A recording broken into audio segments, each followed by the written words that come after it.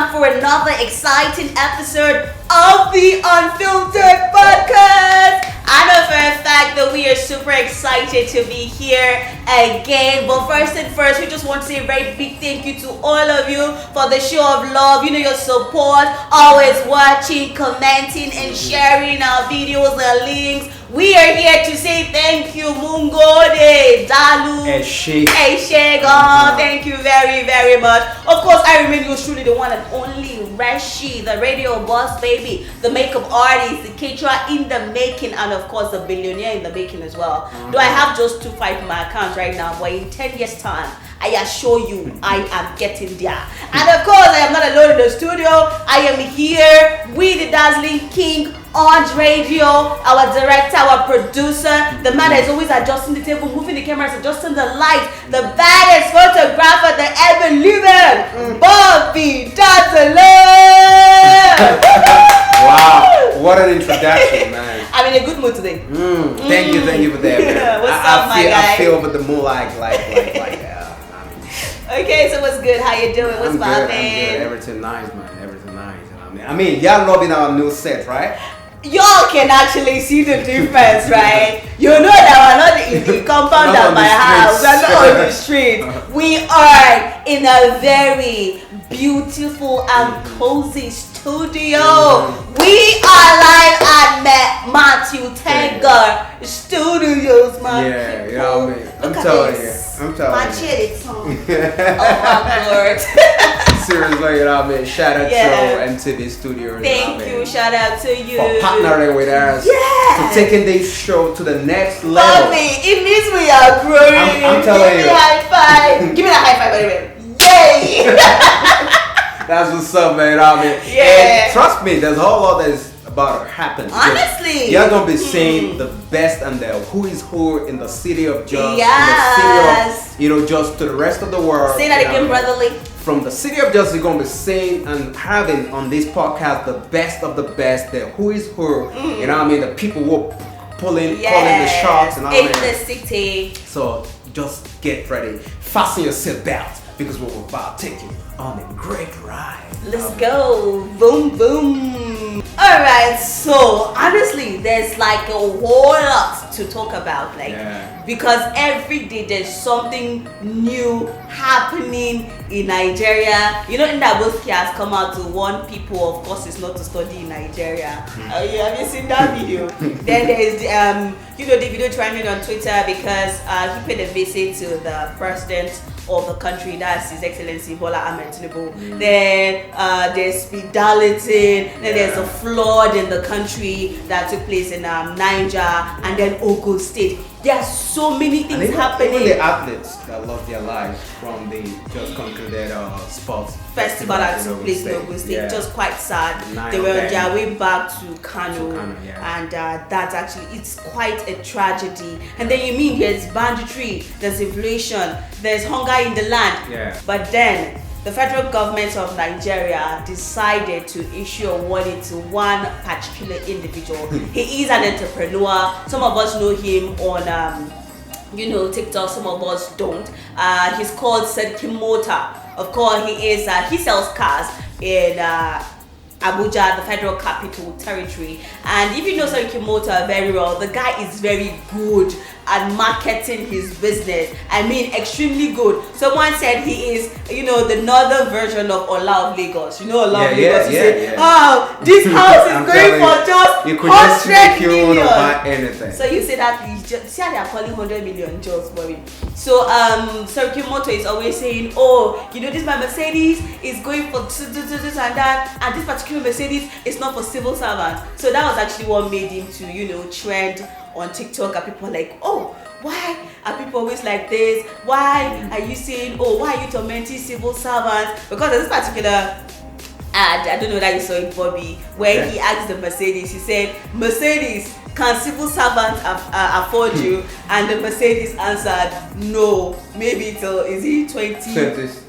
20 something. See, I can't remember the year, but that video was really, mind blowing. Okay, so the National Orientation Agency of Nigeria issued a warning to Sarki Mota. They said that he is ridiculing the civil servants in Nigeria because the civil servants in Nigeria are hardworking people who work every day to put food on their table, and they deserve some respect.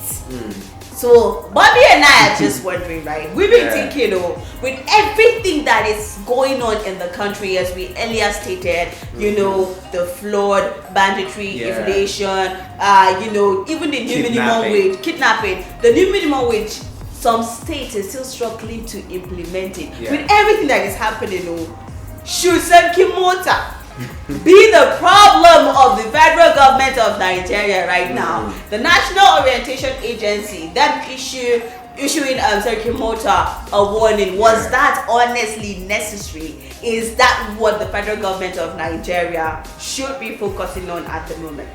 When I came across that stuff, I was like, because I came across it on Matthew Tega blog. Okay.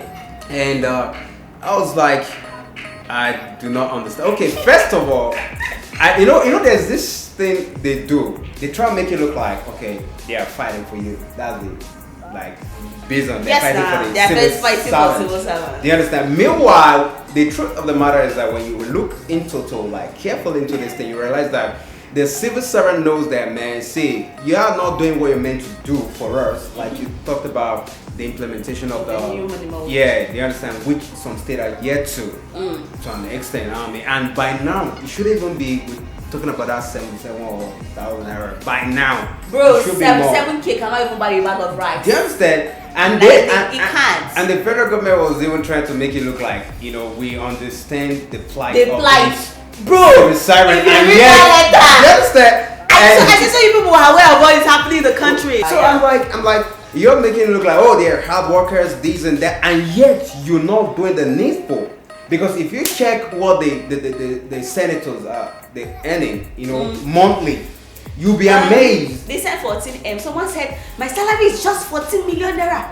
Why are they saying that we're living like you call 14 million naira just? Do you get? So and now this is an individual that is being kind of honest. By saying that, you see, this Mercedes cannot be afforded by the civil servants. And which is true, because if you see a civil servant afford that, that person should be questioned. Because you feel where are you getting your money from? If this was the only thing you're doing as as a worker, you get. So now they come in to tackle specifically, which means, you see, there's something that brings out other stuff, which means that they really know what Nigerians are facing. For them to be able to target just one person out of a lot of TikTokers in this country that are posting different things, but they singled out this dude and gave him. They took their time. Do you know the massive publicity they gave that guy? The publicity they gave that guy is out of this world, because major news outlets in Nigeria have interviewed that guy already. So whether you people continue issuing letters to Sarki Mota or to other influencers in the country, we will always be heard. That's why we have the social media. Do you understand? So I feel like there should be now, as they have said this now, right? That they've seen that, okay, why would this guy disrespect the civil servants? Then I was thinking they would just come up, and say, 200,000. And we don't get we're gonna pay now 200K money. That 200K no go do anything. But at least it shows that now we really understand the plight of, if our civil servant cannot live at least comfortably. So it simply means we're not doing something right. We're not doing something right. So how do we, mend it up? How do we make this thing work and make the civil servant enjoy, democracy? Dividend of democracy.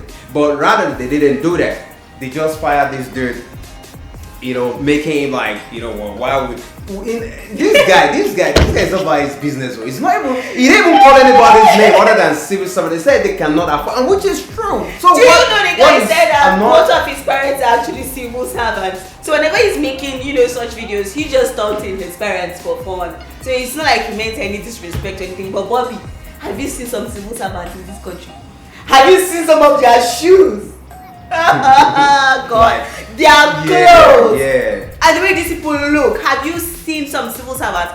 And I have actually come across a couple of Do they have allowances?